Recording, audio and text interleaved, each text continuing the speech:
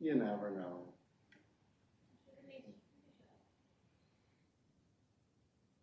They get scared off by the police.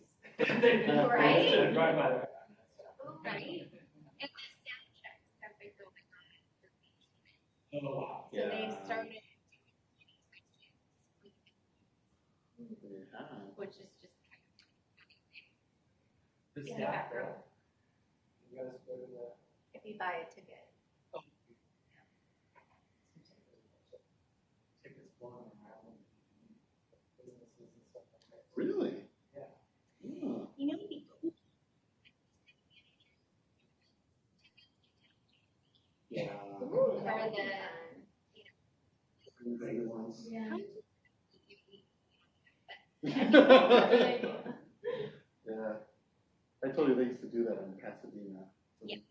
Oh, did they? Right. Yeah, Rose Bowl was great. Yeah. Yeah. Both of them. Yeah. They used to have a box seat too, and they would host people. So whenever they had events, and then if there was an event and they didn't have somebody that was interested in going, then they would offer it to staff. Oh, we have this thing last minute. Do you want to come? Yeah. So, Are you going to? Oh, yeah. yeah. I've already got my tickets for the ranch. Yeah. And they haven't even, like, made an advance.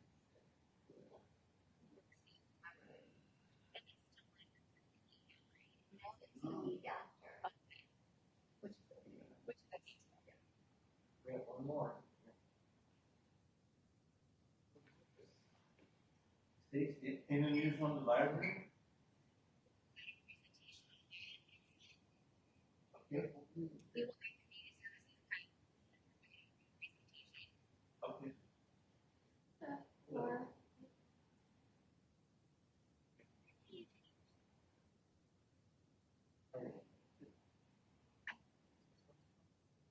Yes. That was your spot. do you have any blue ball?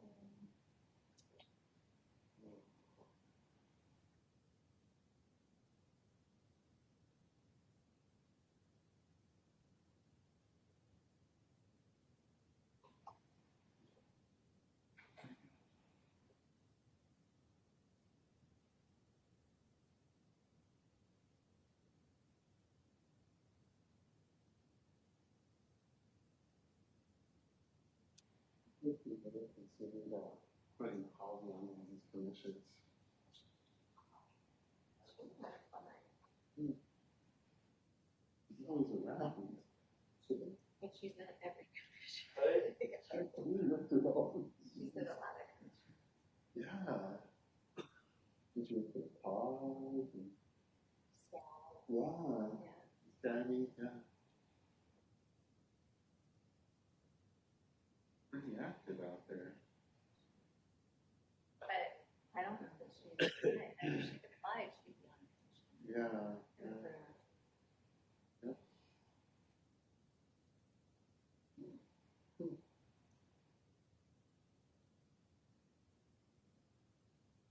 And she's always doing her own research. You know, she's really, like, we were talking about this the other day, how valuable that is. Even if it's guy, they were talking about the free methodology. Yeah, yeah. And she was like, with their data they're using is incorrect. And so she and Sean went and dug through a random. Yeah.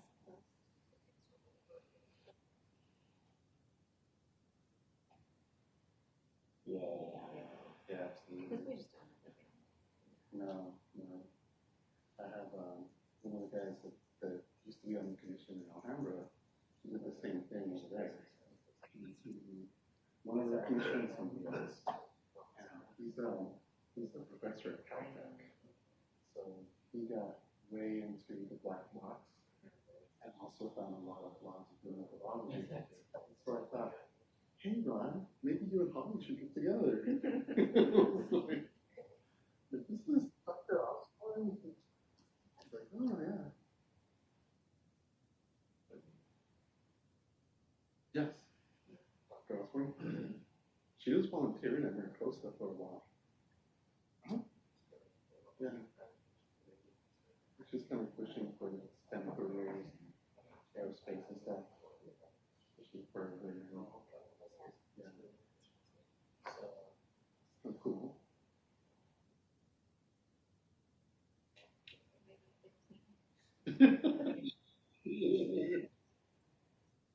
Yeah.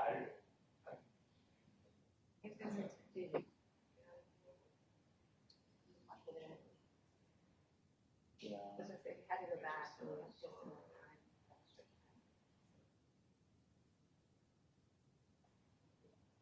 Did you just see Velocity this past weekend? Isn't it great? Oh, good. Good. Yeah.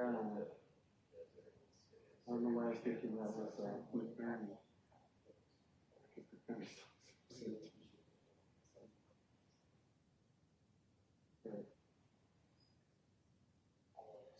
Yeah. Yeah. Mm-hmm.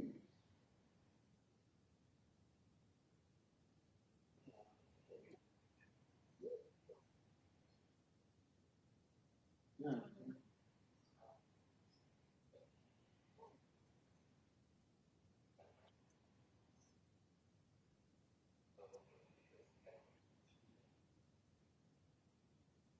Mm. Oh, cool. Right. Cool.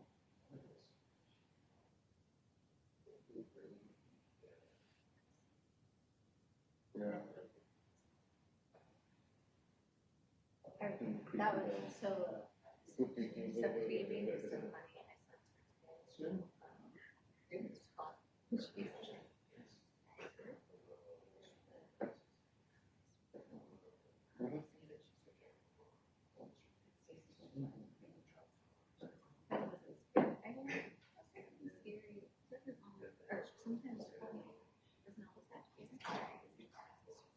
Yeah.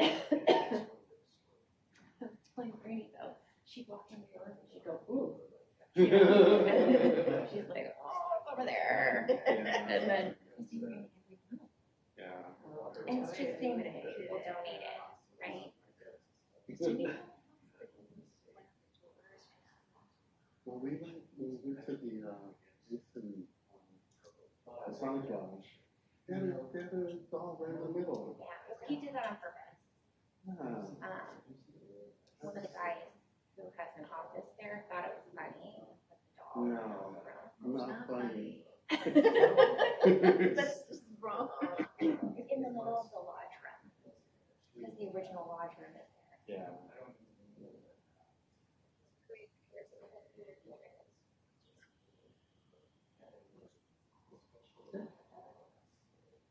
I'll be good to go. Yeah, right. Oh, no, it's not too different.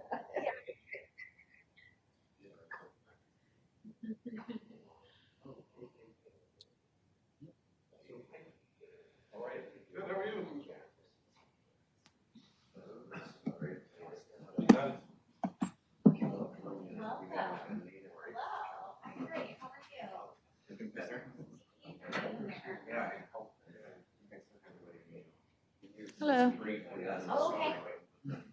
All right.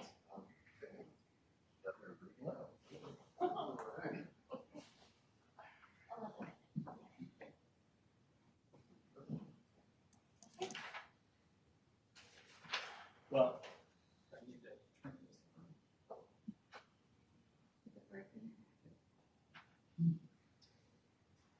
I assume it's on?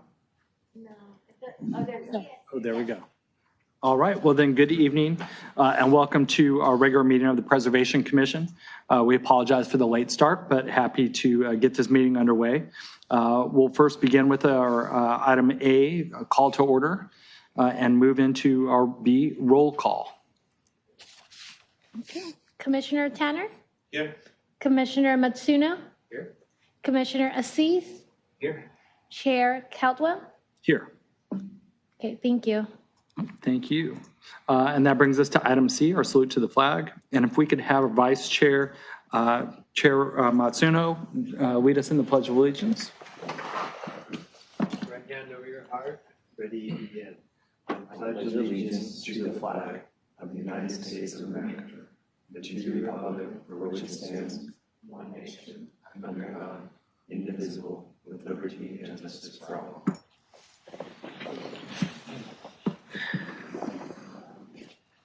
And that brings us to item D, the approval of the order of the agenda. Does any member of the commission wish to change or alter the current agenda?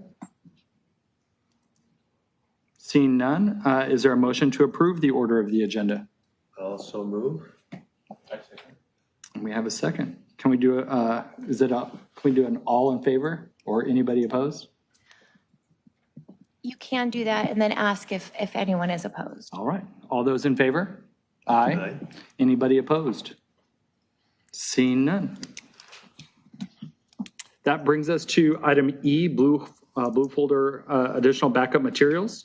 And we do have item E1 to receive and file blue folder items. There are no blue folder items this evening. Okay. And that brings us to our consent calendar. We do have 2 items under the consent calendar. Item F1 is to approve an affidavit of posting for the Preservation Commission regular meeting of May 3rd, 2023. And item F2 is the approval of the minutes of the Preservation Commission regular meeting of April 18th, 2022 and February 1st, 2023. Is there a motion to approve the consent calendar? All motion. Is there a second? I'll second. Okay. And all those in favor say aye. Aye. Aye. And all those opposed? And I guess I should let the record reflect, I do believe that I missed the February 1st, 2023 meeting. I know there was one right around in there for due to a family reason, but I trust that the minutes are in order. You So can still, I'll yes, you vote can yes. still vote upon that. Yes, thank you. That brings us to item G, excluded consent calendar items. I don't believe there are any. There are not. And then we have public participation on non-agenda items. And that brings us to H1, receive and file public written comments on non-agenda items. I do not see any members from the audience that wish to participate. Excellent. And that brings us to item I, ex parte Excuse me? communication. Sorry, Oh, there's yeah. no e-comments and no attendees on Zoom. Okay, Thank you. thank you. And item I, ex parte communication. This would be the opportunity for any member of the commission to report any ex parte communication that they've had since our last meeting. Since there are no public hearing items, you wouldn't have to expose any special communications about those items. Excellent. We're cruising. Item J, public hearings. There are none. Item K, items continued from previous agendas. There are none. And then items L, items for discussion prior to action. And there is one or a few items here. I see L1 is discussion and possible action on recommendations to the city manager for the upcoming fiscal year 2023-2024 budget. Hi there, Commissioners. I'm Brandy Forbes, Director of Community Development.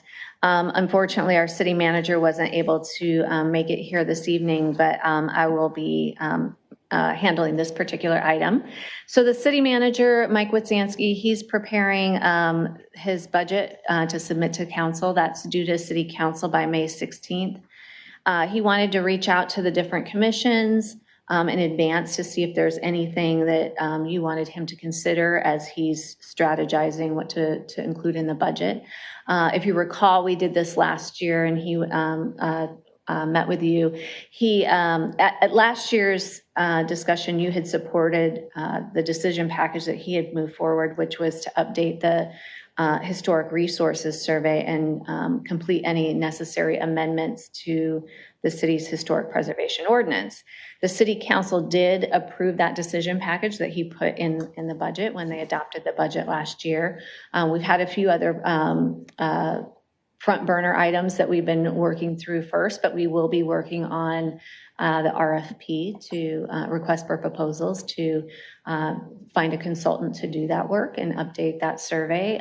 Even though we may not get that contract underway until the next fiscal year, it is a carryover item, so it will be there. That funding will be available for that service. That was appropriation of $175,000 to do that work.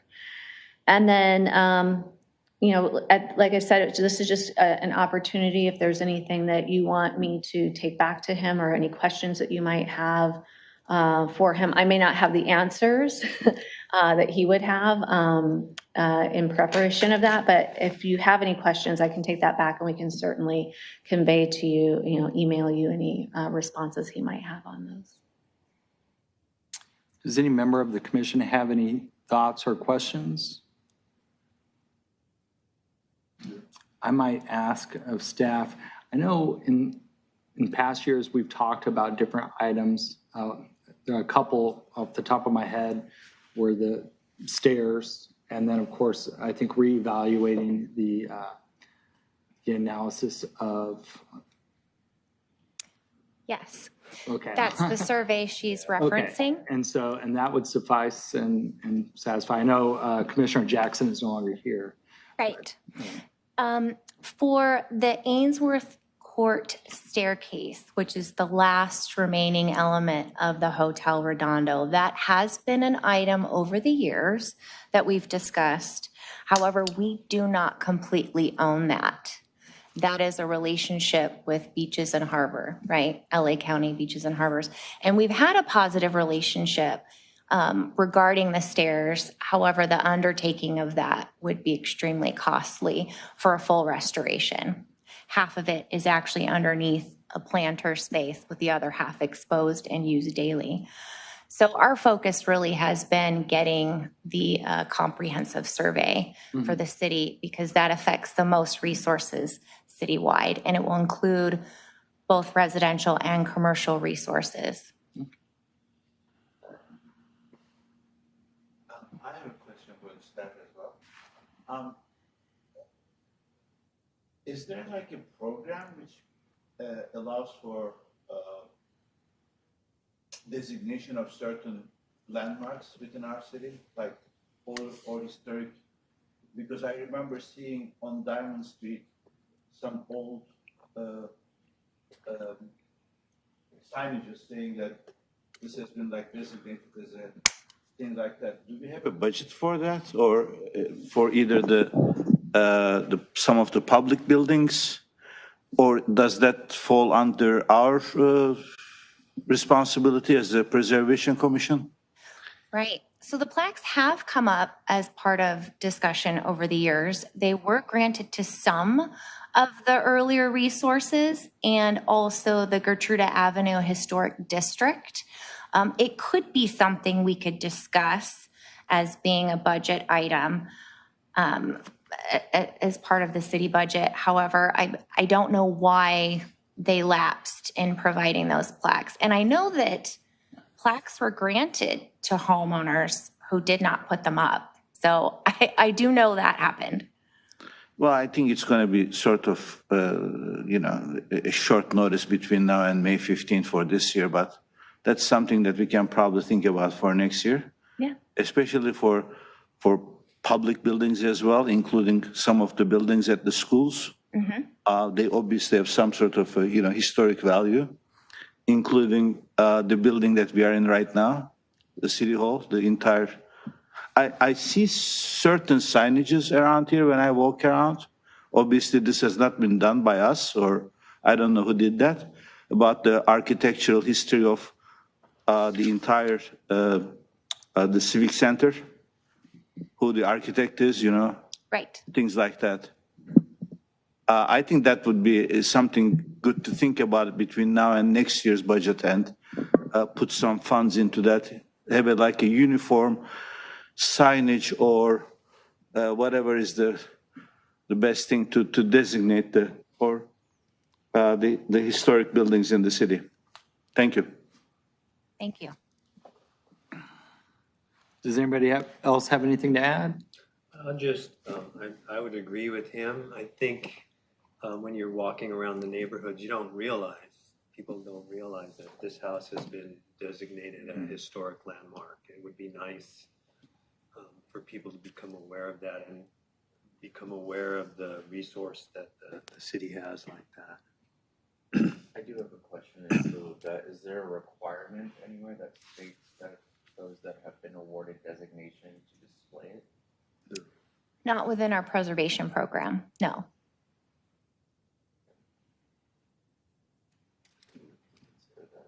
Mm-hmm. Okay. Well, thank you so much. If there's anything additional that you do think of between now and May 16th, feel free to go ahead and send an email to myself or to staff, and we'll convey that over to the city manager. Thank you so much. Thank you. Thank you. That brings us to item L2, our review of certified local government annual report. Yes. Laura, could you share my screen, please? So we are a certified local government, which means we take preservation very seriously, and I report our preservation activities to the State Historic Preservation Office, often referred to as SHPO. The reporting period is from October to September. And this is our chance to highlight all of the wonderful activities that we do within that reporting year. We are required to hold at least 4 public hearings during the reporting period. And in this current report, as you most likely saw, we had 6 public hearings. 3 of those were via Zoom, and 3 were back in person. This commission was the first commission to hold an in-person meeting in the newly remodeled City Council chambers. We also hosted 3 minor alteration subcommittee meetings. Those are still via Zoom. We designated 5 local historic landmarks. We reviewed 9 certificate of appropriateness applications. As you may recall, last year during that in-person May meeting, we hosted a Mills Act educational presentation. We were able to coordinate with the LA County Assessor's Office and have representatives come and give us just a brief overview of the Mills Act tax break that these properties may obtain in their designation. We also, as staff, attended 4 online educational webinars. All of the educational presentations we bring to you, the webinars we attend, those all count towards credit as a certified local government.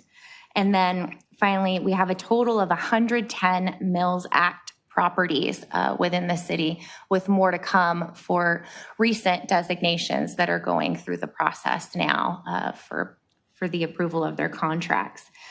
Things that aren't listed in the report, obviously we do a lot of review of potentially historic properties. So during the reporting period, we processed 15 historic inquiry forms, and that's us going out to properties that are of the age for the preservation program, at least 50 years. We assess the condition, the style of architecture. We research the previous homeowners. In some cases, those projects don't move forward and come to you because we've found a variety of alterations that change the character defining features, or perhaps other changes to the property. But we work with those homeowners and let them know what the possibilities are for their properties. And then there are the simple decisions that we make, maintenance decisions, so that our Mills Act homeowners have the support that they need to continue maintaining and restoring their properties. That ends my presentation, but if you have any questions for me, I'm available to answer them. I have a couple questions. The 110 Mills Act properties, do all the historic landmarks have a Mills Act contract? That's an excellent question. Some of our homeowners designate their properties and then do not move forward with a Mills Act contract. That does happen. So technically, yes, there are more designated properties than there are Mills Act properties. are they still fully considered historic landmarks by the city then? So that's a great question too. And that's a tricky one. So years ago, when I took over the preservation program, almost 8 years ago, our resolutions said designation contingent upon a Mills Act contract. And the reason for that is that the Mills Act contract includes the Secretary of Interior standards, and those are the 10 key elements tying back into the National Park Service. They're fully agreeing as homeowners and signing that paperwork saying, yes, I will follow these 10 key elements that are required for a designated building. This has come up over the years. We have since, with the coordination of our city attorney's office, we have since removed that language from the resolutions. So in the very recent years, the resolutions don't say that. The designation stands with or without the Mills Act contract. And sometimes the homeowners, they're very respectfully maintaining their properties, but just don't want to go through the city council Mills Act approval process. It can take several months to do that. I have a question. Are all the 110 properties residential properties? The vast majority of them are, however, we have a historic library. We just, formed a So that's historic included there. district in the Lodge building. So there are a handful of non-residential buildings in there. And we do have one tree. The tree next to the historic library is independently designated. Cool, thank you. Are there any further questions?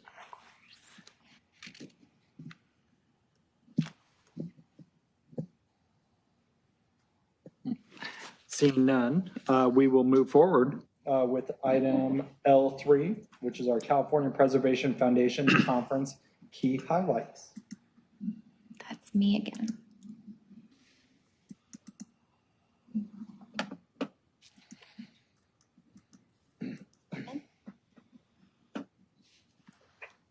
Okay. So I was able to attend the California Preservation Foundation online conference last month. They do a wonderful job every year putting together these conferences with really important themes for us to think about all year long when we're applying our preservation program and working with our Mills Act homeowners. But this helps broaden our horizons on what's happening throughout the state and sometimes throughout the country in addressing the Secretary of Interior standards and the nuances within that. It's not always cut and dry. So I'm going to give you some of the highlights. This doesn't cover everything that they covered. If you've ever wondered how the national parks are maintained and how, the beautiful buildings within them are maintained, there's a group like HistoriCorps. They did a presentation. They basically manage the preservation of designated wilderness. Their first project was back in 2009, and it grew out of community service projects, right? You have these gorgeous landscapes that have ranger stations, log cabins. There was one that was a fish hatchery. They put together crews, mostly volunteer. They train them. They go camp out at these job sites, the various job sites that need attention. They use specialized construction tools and methods. They have a crew that feed the people. They are intense, actually doing the work out in the national parks. Like I said, sometimes it's a log cabin, and it is exact like for like in materials and design and character defining features. They only replace what absolutely needs to be replaced. But this is also, they try to include youth programs with this so that you learn by doing the actual construction methods. And it was just fascinating that they utilize the specialized tools. One example they gave, working on a log cabin, they were there for 2 weeks. And in order to efficiently finish the project, they worked 10-hour days, all 2 weeks, and then pulled up camp and then move on to the next project. You know, if you've ever wondered, they go through and they clean up the landscaping, the non-native landscaping, the invasive landscaping. That's how these parks are maintained. It's sort of, you know, we don't know these things because we go hiking and we love it and we enjoy it and we see the view, but we don't realize that this is what happens behind the scenes, so to speak. So that was a great presentation. I thought that would be interesting to share. There was a presentation on the Ashby BART station area up at Berkeley. The interesting thing about this, and it came up in last year's conference, is the station is underground. So the character defining feature is that you can't see it, is that in this particular area, it's underground. It's near the historic location of the Berkeley Branch Railroad's Newberry Station, and that dated back to 1876. It's just an interesting thing that it's more of a sense of place and how it was undergrounded to preserve that neighborhood. Also, that area has a history of activism and public assembly. They have a flea market that has been going on for several years there. So it's almost the sense of a community and cultural place. So one of the interesting themes is moving away from the tangible cultural element.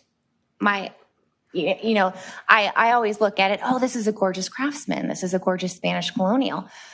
What happens when the gorgeousness is that it's underground, and in the space, how it's utilized, right?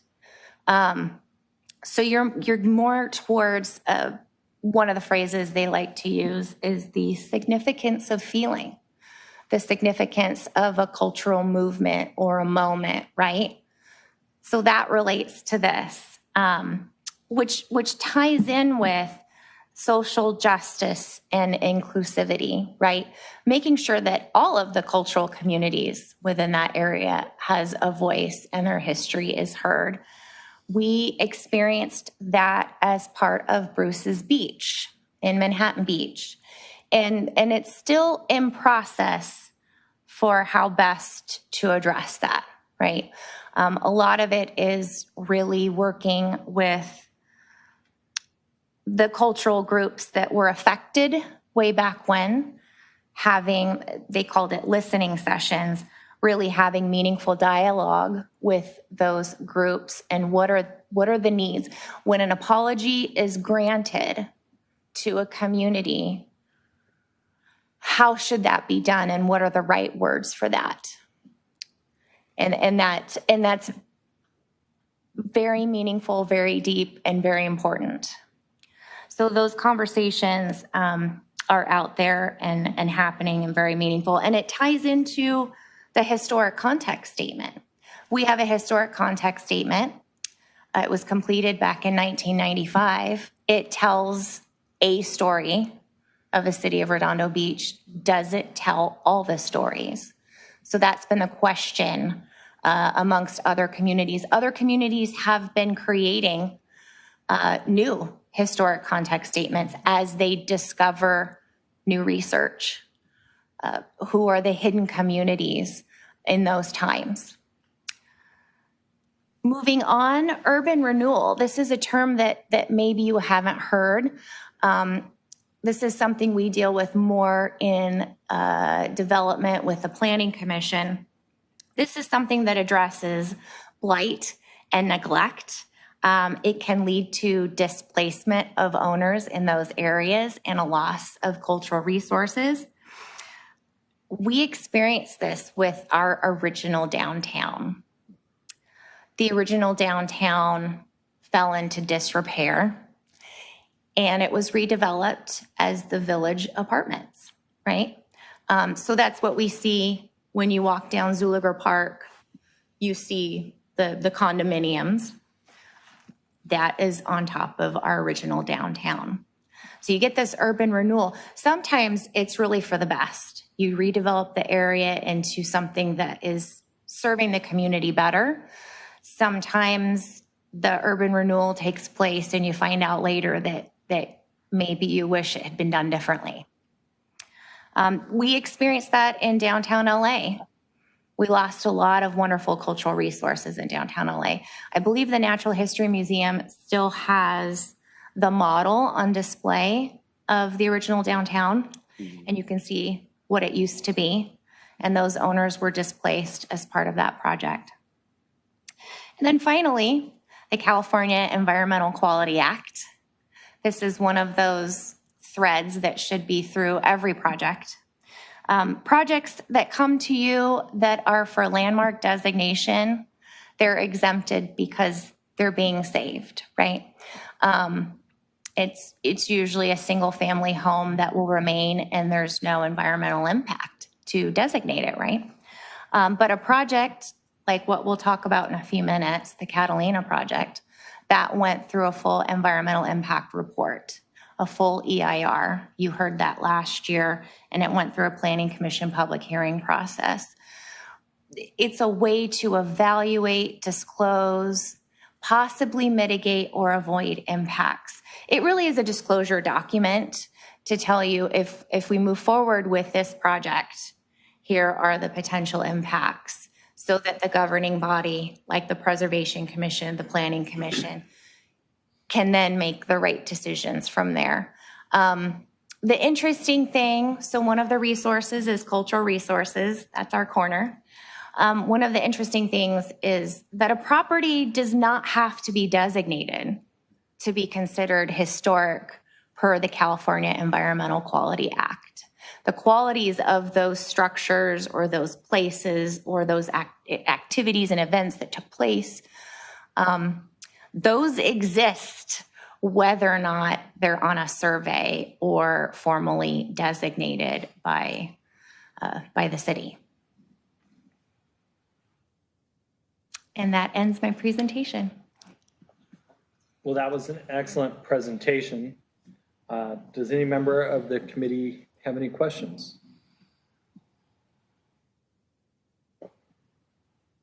I would just say that in my industry, I have a lot of staff that go to a lot of presentations or a lot of conferences, and that presentation was really perhaps a model of what local government should do when they send staff to conferences. And in this case, that was an online conference. So money well spent by the city of Redondo Beach. So thank you very much for that. Thank you. We are now on item L4, the status update regarding the Catalina Village project located at 100 to 132 North Catalina Avenue.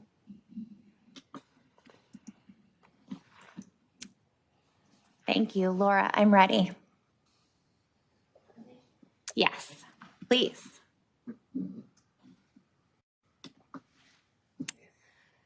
So, leading away from environmental impact reports and back to the project at 100 to 132 North Catalina Avenue, you saw on the consent calendar we had the minutes from the April 18th meeting on there, appropriate timing, so that you could revisit the minutes again, see what was said. And as you recall, the Preservation Commission reviewed requests for the formation of a historic district, a variety of certificate of appropriateness applications. There were requests to demolish one of the structures that was found to be non-historic and significant, modifications and removal of portions of the buildings, and then also the proposal of a 30-unit residential density bonus project behind and adjacent to the historic resources. And then finally, there was a historic variance for reduced commercial parking, and that was a recommendation to the Planning Commission. After your robust deliberation that night, the Preservation Commission voted to approve the designation and the various appropriateness applications, and then make a recommendation to the Planning Commission that the parking variance be approved. So that very same week, the Planning Commission on April 21st reviewed the project at a public hearing, and then they had 2 other public hearings following that. They reviewed it on May 19th and September 15th. They reviewed what had been determined by this group, but they also reviewed a variety of other land use entitlements, such as conditional use permits, Planning Commission design review, the historic variance. They also delved deeper into the environmental impact report because there were impacts on vehicle miles traveled, which is VMT. There was a statement of overriding considerations presented to the Planning Commission. They had a very robust deliberation process, more so than this group. They did eventually vote upon approving that project in September with additional conditions. That was appealed to the City Council. The City Council reviewed it in January of this year. They opted to overturn the Planning Commission's decision and deny the project. The applicant came back and submitted a new project for Planning Commission review on March 23rd, 2023. We had to do an analysis to assess the scale and massing of what you had seen last April. Look at the architectural style, make sure that is consistent with what you saw. We were able to find that even though there were very minor changes to the projects, such as the bedroom count was reduced, there was a parking analysis that was presented as part of the project, which supported the historic variance. And I believe they may have also had some additional traffic study information in there as well. The Planning Commission ultimately approved the new project March 23rd. It really focused on the operational concerns of the project more so than the compatibility of the new residential units to the historic district. So much of what you saw in April, like I said, the scale, the massing, the architectural style, all of those things, the preservation plan that Chen Kaplan had prepared for the project, that all still stands. So we were able to do a consistency analysis and make sure that all the decisions that you had made held true and there were no substantive changes to the project. I know that Senior Planner Antonio Gardea, he had worked heavily with the Planning Commission, so you may want to mention a couple of things. They did change the unit count from 30 units to 32. And that's mostly within the envelope of what you saw. Question? What's that last line, that withdrawal of appeal of Preservation Commission determination? What does that mean? The last line here. Oh, yes. So after the Planning Commission approved the new project in March, the applicant withdrew their appeal of the Preservation Commission determination. They had filed an appeal after the project was approved by this group. And sometimes that happens. I don't know exactly the intent of it, but sometimes that happens. They held it in place during the public hearing process, most likely because we didn't know how the Planning Commission would vote upon the project. I do have a few slides on the renderings that might be helpful. Actually, we'll start with the site plan. This is the site plan that you saw April 18th last year. These are the 3 areas where some minor changes took place. You've got that parking area on the left-hand side. There was a change right in the middle, and Antonio can speak to that in greater detail. And then there's this little I think it was a walkway, a little corridor between the two buildings. Once you get to this new site plan, those elements had slight variations. The walking corridor between the buildings disappeared. The parking on the left was reduced and the building shifted slightly to the north. And then what was it, Antonio, that happened in that middle section? There were a couple of at-grade parking spaces that also went away, so that's where they were able to squeeze in another one of the units. So in the previous site plan that you saw, this central building or two buildings there had 9 units, and they were able to reconfigure those and make those a total of 9 with taking advantage of that difference configuration of the space. And so although they increased the number of units, they added a couple of units there, really the envelope kind of stayed essentially the same as you had reviewed when this came to the Preservation Commission.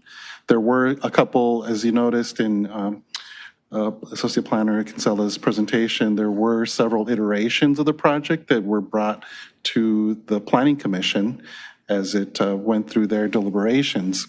Ultimately, the project, they had made some revisions and he had created some space in between. They had modified it quite a bit.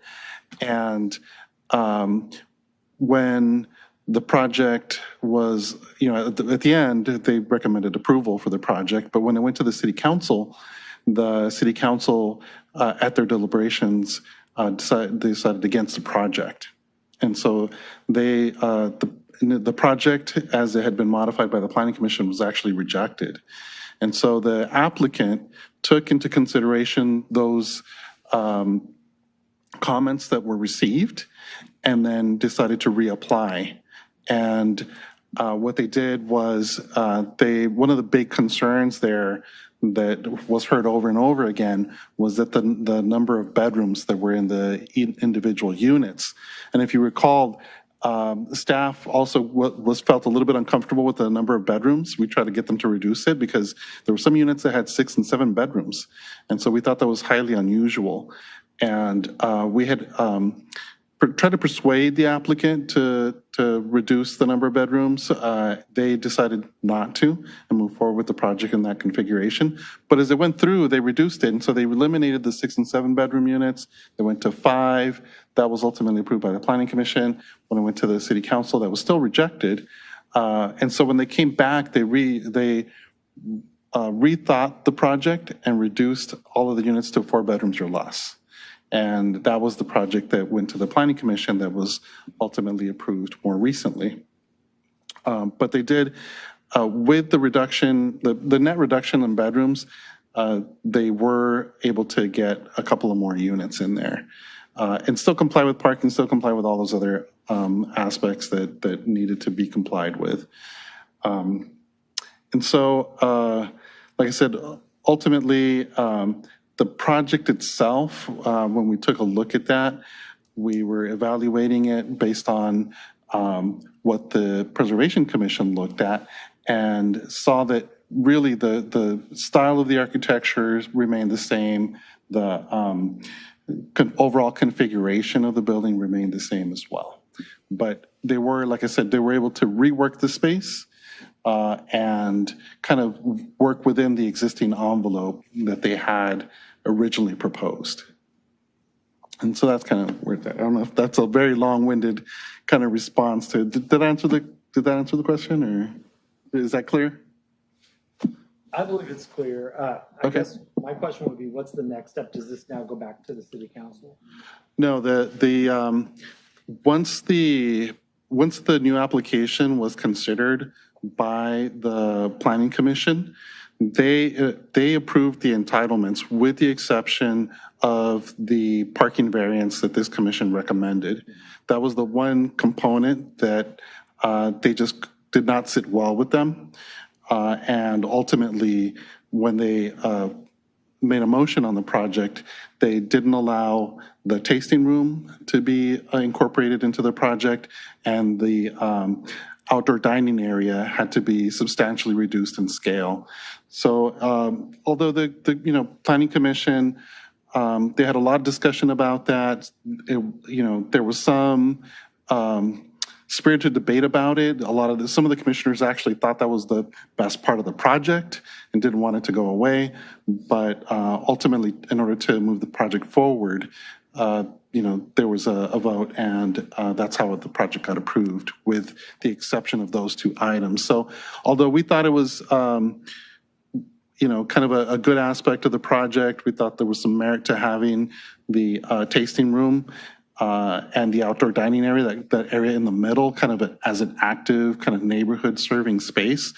The planning commissioners didn't necessarily agree with that, and they felt that there would be too much spillover parking that would occur, and that it would displace or be an inconvenience to neighbors in the surrounding area. Do the two site plans show the change in the outdoor area? So it came when they. So it looks like it stays the same size in the two site plans. Yeah. So what you don't see here is what happened in between when they went to the Planning Commission, because at one point there was a large open space between the two buildings, and they had done that when they reduced the units from 6 and 7 bedrooms to 5, and so they were able to open up that building to kind of create some negative space, and so that you could see through that courtyard to the back. Okay. Of course, that went away when the project got denied, and they brought back this other iteration. They kind of returned back to the original kind of programming that they had envisioned for the area. I have a couple questions. So when I read through that, I understood that the appeal to the city council had to do with or partially had to do with the size and massing and the scale. But you said that kind of remained the same, so that the preservation, we didn't have to review it again because it stayed the same? Right. Is that still going to become an objection? No, that was maybe one of the aspects, but largely the big piece that didn't sit well with the city council was the variance in the vehicle miles traveled, but specifically the fact that there was going to be insufficient parking for the commercial uses. And the developer tried to address that question by having empirical studies show what the actual parking demand was on the street. And, it did show that there was going to be some times that there was going to be an impact. There was going to be an impact on Thursday evenings and Friday evenings. Why? Wednesday and Thursday evenings, because the next morning is street sweeping, and you obliterate a lot of the parking that's available when you have, in the morning when there's the street sweeping signs out. And so they thought it was just too much of an inconvenience for folks. And, so that's debatable, but they felt like, well, not only that, if people are taking up the free parking in the surrounding streets, it would hinder access to Zuliger Park and to the harbor area. And so when they looked at the findings for the coastal development permit, that was the part that they didn't feel comfortable with. That was the initial reason for rejection of the project. And so when this came back around, the planning commissioners recalled that. And because there was actually 2 commissioners that spoke at the marathon meeting at the city council meeting that went till 4:30 in the morning. And they came back, and so they remembered that they were advocates for their position. And ultimately, that's why it was approved, but without those 2 aspects of the project. So reducing that outdoor area, how many parking spaces did they need? Because that was our variance, right? That Yes. Outdoor area replaced the parking. Right, yeah. It was a deficiency of 23 parking spaces. And so that's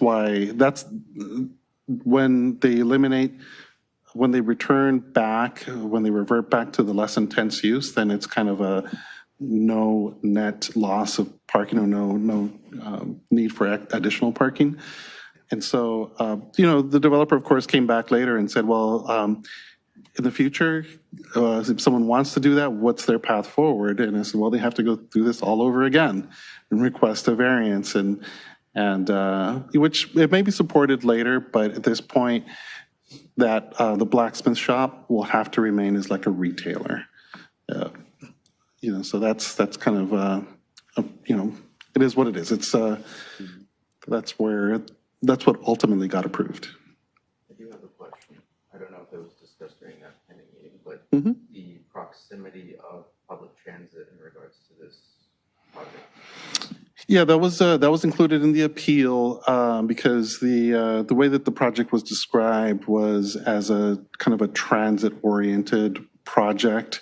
I think that was not the best terminology. I think what was intended is that people would arrive to the site using different modes, primarily bikes and pedestrians. Walking to the site was the idea, and using other things like Uber and Lyft and those types of things. And so it wasn't necessarily that there was a major bus stop nearby or anything like that, but it was more of that they were expecting people to ride their bikes along this, because there's the bike path right there, and so they understood they wanted to capture that market. Because I do know that there's a bus stop right. Yes. Yeah, right in front of the standing room, and yeah. I have a question, if I may. Yes, of course. With regards to our own business, so now the appeal to our decision has been withdrawn. That Yes. means our Preservation Commission decision stands, right? That's correct. So I can look it up, but just remind me, I remember we approved the project. Yes. Were there any bells and whistles that were attached to it, or did we make any recommendations, either official or unofficially?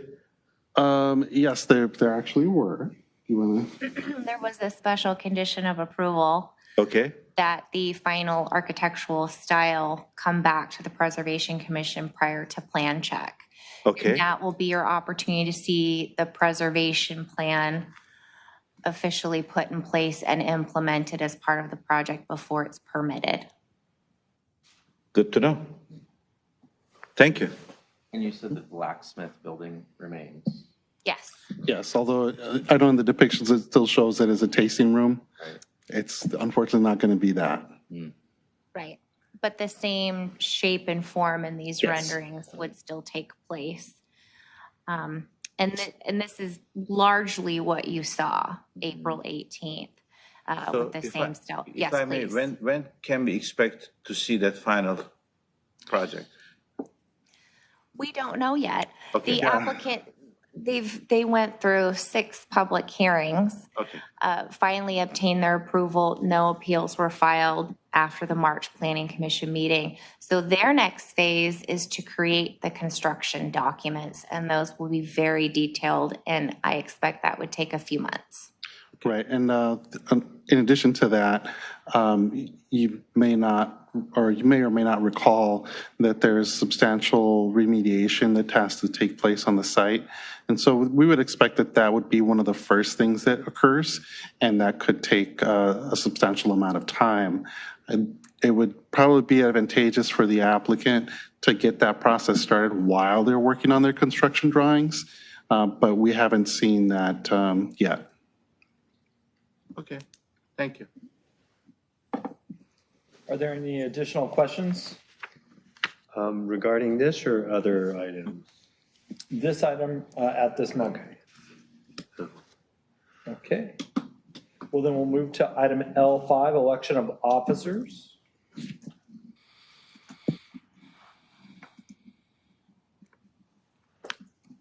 So this is your opportunity to nominate members as chairperson. We call it vice chair, however, in the bylaws, I believe it's secretary. but it is a vice chair type position. And then also discussing at the very least the members who would like to participate in the minor alterations subcommittee. As you saw during the previous reporting period, we had 3 minor alterations subcommittee meetings, and those usually come with projects for addressing windows, doors, minor, very, very minor changes to the exterior of the buildings. But it does require some additional time and review of project materials. Yeah, I do recall that it takes a pretty significant commitment. Correct. It depends on how many applications we get, but yes, it is important to understand that we may have several projects that we need to bring to that subcommittee. Right, and I think one other thing is that it's very important that we staff that subcommittee, because a lot of the time these projects are time sensitive, and we want to be able to turn these around rather quickly. And since we have a very limited number of meetings that we have with the Preservation Commission, we need to be able to move on those items and get responses back to the property owners. And so it's a very critical function to have the subcommittee in place. Well, I do notice that we have 1 vacancy, correct?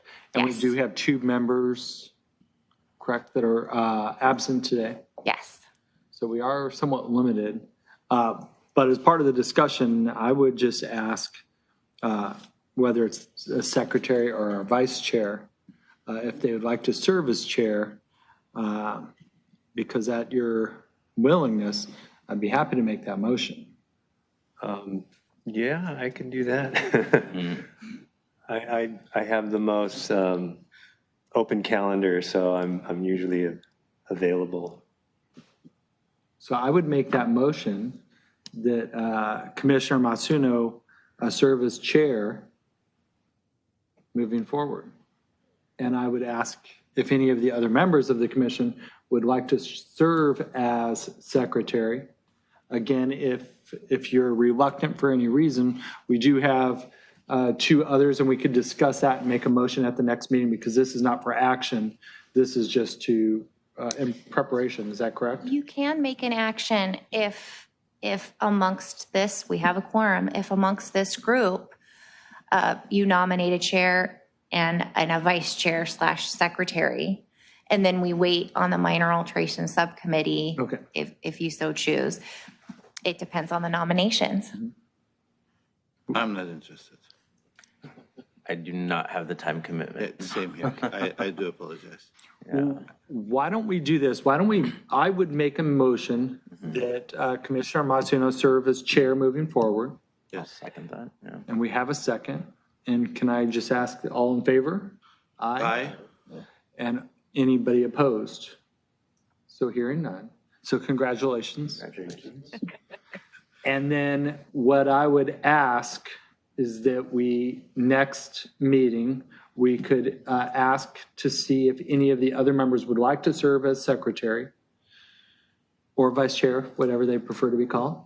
And then, of course, we can also look for volunteers to serve in this other capacity. There is a lot of work involved. And I would ask real quick, I assume that's kind of a Monday through Friday, kind of a working hours.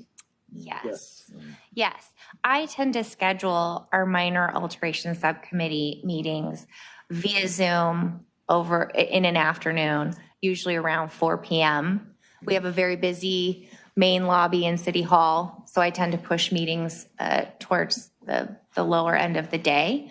But yes, but I do want to say, most of the work is still on staff to prepare the materials for you. And those meetings tend to be about 30 minutes. They're not very long. We run through the basics. And Chair Matsuno participates in those and is well aware. We attempt to make it efficient. Yeah. That might incline me a bit more. Well, I think we have time. Why don't we discuss at the next meeting? Okay. And we can leave that for now. And I should have asked Perhaps I should, I don't have a gavel, but I could. Oh, pass the gavel. Yes. I think you can conclude this meeting and I'll begin my term in the next meeting. Okay. Okay. Well then, are there any items from staff? Yes, there are. I attended the 131st birthday party of the city at Heritage Court last Saturday. Community Services did a wonderful job preparing a small gathering at Heritage Court. Mayor Pro Tem Nils Narenheim was there and spoke. We had historical commissioners there who spoke. Commissioner Galassi came and toured the buildings. It was very nice to see the buildings open. They are not regularly open. That's the Morrill House and the Queen Anne House. It was a wonderful event, and those are the really nice events where you really feel the decisions that we make as part of the Preservation Commission. You walk through these buildings, turn of the century, but Morrill House was built around 1900. The Historical Society has done a wonderful job furnishing and maintaining that structure. You walk through that structure as a house. It's really beautiful. Actually, Commissioner Galassi brought an old piano book, a music book from her own archives that is from the 1890s, I believe, and she donated it that day. So should you walk through the Morrill House, you will see her piano book on the piano. She's a part of it. And then the Queen Anne House, it houses the Historic Museum. So you walk through it, and it has old high school yearbooks, but it also has elements dating back to potentially Native American days. It has just a variety of really neat artifacts. It's not dressed as a house. It is a historical museum on the inside, and the Redondo Beach Historical Commission manages that archive. So I encourage you to visit the next time it's open. And the docents are really fantastic. Sue Murphy was one of the docents in the Morrill House. She took us through. She owns her own historic property. It's a Mills Act property on Broadway. So we really have a wonderful community of people who love and support these landmarks. And you might not know this, but Heritage Court has one more open pad for another structure. I know it was quite the experience and expense to move these structures to those locations. They were moved there. We as a city obtained those structures in 1989. They were designated in 1991 and then restored in place at those locations. So there's one more pad should another amazing opportunity arise. But I encourage you to participate, and hopefully I can get flyers sooner than 2 or 3 days before the event so we can plan around them. Mm-hmm. But there's a lot of community support for this, and it's what we do with the Preservation Commission and the Preservation Program. What we do is very meaningful.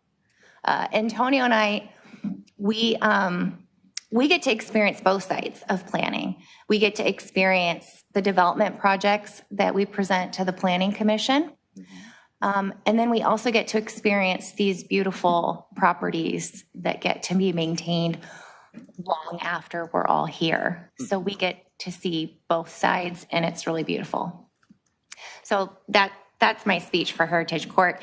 And then we will be hosting a Preservation Commission meeting June 7th. It will include an overview of the historic library and a status update from Community Services regarding the adaptive reuse of the library. It has been closed to the public for the past, I believe, 3 years. It was run by Spectrum Catering as an event center for a long time. So we will bring that to you, and we will also have a public hearing item for landmark designation for a home on Garnet. So please mark your calendars. Excellent. Okay, the next item we have is commission items and referrals to staff. And I noticed earlier Yeah. Mr. Chair. You had I have questions. a question for staff. And full disclosure, I'm 1 block away from the interested property, which is 921 Emerald Street, which had been designated by the commission as a historic landmark, but they did not do the mill tax, so the developer was able to work around that. And I'm just wondering what the step, because I want to say within a week after the designation was lifted or, taken off, the property was demolished.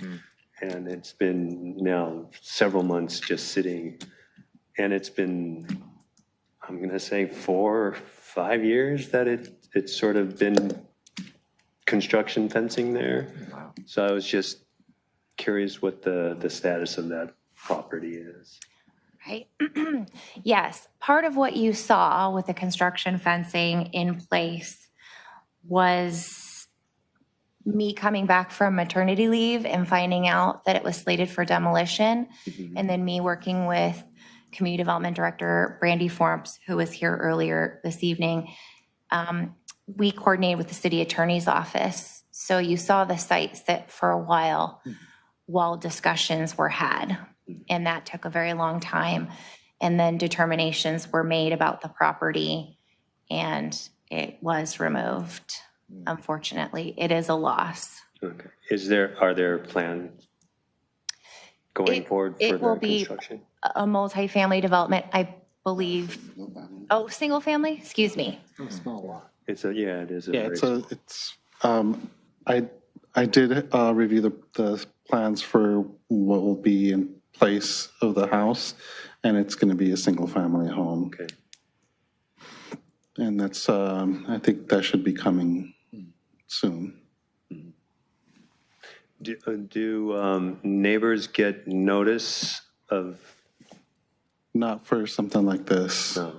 No, it's typically for like a 2 or 3 on a lot, neighbors do get noticed, or if there's an application for some type of modification or variance when they need an exception to the rules.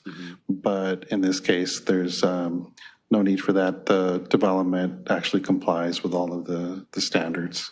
Okay. Great question. Thank you. Are there any other items or referrals to staff? Okay. Well, that brings us to adjournment. So again, thank you to staff for all your help and for the reports. And this meeting is adjourned. Thank you. Thank you. And congratulations. Thank you. I actually was driving